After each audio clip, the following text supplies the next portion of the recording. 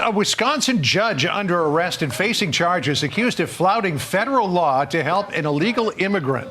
Federal prosecutors say Milwaukee County Circuit Court Judge Hannah Dugan allegedly helped that migrant avoid arrest by ICE officers at the courthouse. It's a bizarre case and it's still unfolding. Hello, I'm John Roberts in Washington. Sandra, good to see you back again. All right, good to be back with you as well, John. I'm Sandra Smith in New York, and this is America Reports. That today's arrest of a judge marks the second such case in the last 24 hours. A former New Mexico judge and his wife were taken into custody yesterday. Federal agents arresting them for harboring a suspected Tren de Aragua gang member in their guest house. And look, they posted it on social media. If you see it right above my head over here, you can see that they actually posted it on social media and they were flaunting it. These people actually believe that they are above the law. Not only do they believe that they're above the law, how can you be a judge and you're not objective to the law that you're supposed to uphold? Judges are supposed to 100% be just for upholding the law. It has nothing to do with their political affiliation. They're supposed to be completely removed from it. But as you can see, it has infiltrated and basically infected every single piece of our American justice system, all the way over into them housing and harboring illegal migrants. Not only illegal migrants, people that were accused of being MS-13 gang members, and some of them have even been deported before and came back over here and committed crimes. That's one of the reasons why they're in the courtroom in the first place. But these judges, now they're determining that they're going to participate in a different type of way. Check it out. For more on all of this, we are honored to have in the new U.S. Attorney General, Pam Bondi. It's good to talk to you, Pam. Good to talk to you. So let me read a little bit from the criminal complaint here. And Judge Dugan says, despite having been advised of the administrative warrant for the arrest of Flores Ruiz, Judge Dugan then escorted Flores Ruiz and his counsel out of the courtroom through the jury door, which leads to a non-public area of the courthouse. A foot chase ensued. The agents pursued Flores Ruiz for the entire length of the courthouse and ultimately apprehended him. According to this complaint, Judge Dugan was visibly angry that ICE was there to arrest Flores Ruiz, even tried to kick the deportation agents out of the courthouse. Yeah, and to set the stage for you and Sandra, this was truly horrific. This guy was in court being prosecuted by a state prosecutor for domestic violence battery. He had beat up two people, a guy and a girl, beat the guy, hit the guy 30 times, knocked him to the ground, choked him, beat up a woman so badly they both had to go to the hospital. And John, you know, it's so rare for victims to want to cooperate. They wanted to cooperate. They were. Look at the judge. Fit the description. If you had to guess what side of the political aisle this judge is on, what would you pick? Sitting in the courtroom with the state prosecutor, the judge learns that ICE was outside to get the guy because he had been deported in 2013, came back in our country, commits these crimes, charged with committing these crimes, victims in court. Judge finds out. She goes out in the hallway, screams at the immigration officers. She's furious, visibly shaken, upset, sends them off to talk to the chief judge. She comes back in the courtroom. You're not going to believe this. Takes the defendant and the defense attorney back in her chambers, takes them out a private exit and tells them to leave. Crazy. While a state prosecutor and victims of domestic violence are sitting in the courtroom. Wow. You know, That's pretty insane. Honestly, genuinely. We are living in unprecedented times where it's now good to be wrong, and wrong is normalized. It's good to be wrong and wrong is normal, all the way up until your judges. These are people that determine who and who doesn't get prosecuted, who goes to jail. We already seen a case yesterday from the prosecutor over in, what was it, Minneapolis. And it was a person that was basically, going over keying, spray painting all of these Teslas, doing all of this stuff every single day. It was a state employee.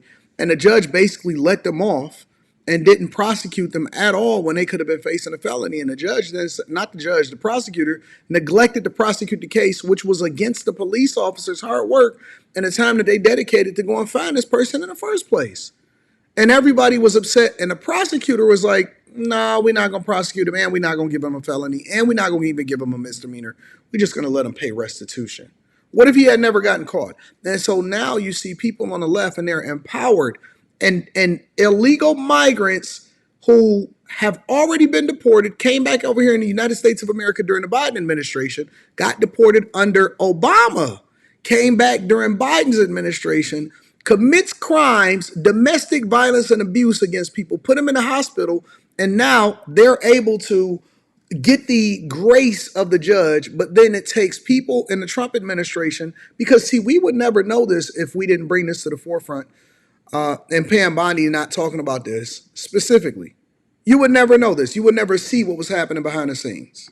Madam Attorney General, great to have you here, and thanks for coming back on America Report. So we remember these words of Tom Homan, the border czar. This was March 17th, and his message on these judges who apparently are trying to get in the way of this administration's efforts. Listen. I'm proud to be a part of this administration. We're not stopping. I don't care what the judges think. I don't care what the left thinks. We're coming. So when you see these judges trying to obstruct your efforts to make this country safer, what is your message to them? We are going to prosecute you, and we are prosecuting you. I found out about this the day it happened. We could not believe, actually, that a judge really did that. We looked into the facts in great depth. That's her picture up on the screen, Hannah Dugan, who is now in custody. You cannot obstruct a criminal case, and really, shame on her. It was a domestic violence case of all cases, and she's protecting a criminal defendant over victims of crime. In fact, she just had an initial appearance in court. There's also this other case coming out of New Mexico. Judge Joel Cano and his wife were arrested for harboring a TDA member at their home. The alleged TDA member had been picked up by law enforcement, and now he and his wife were picked up and arrested. And you say that you believe, as the Attorney General, that the person that they were having living at their home was a truly potentially bad individual. Yeah, that's the judge up on the screen now who got arrested. Yeah, his name is Ortega. He was is a known TDA member, So he comes through Eagle Pass December 2023. He's living in our country. January 2025, ICE, they get a tip. Tom Homan's done a great job. Our FBI did a great job on this case, too. They get a tip that he is living with a judge and the judge's wife.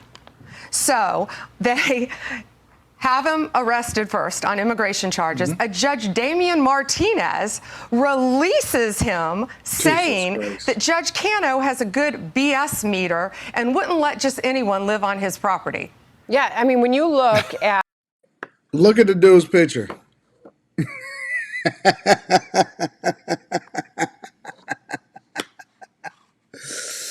Oh, we need to wall off all these liberals and let them live amongst each other and completely remove ourselves from them and just have them like escape from LA. This is crazy.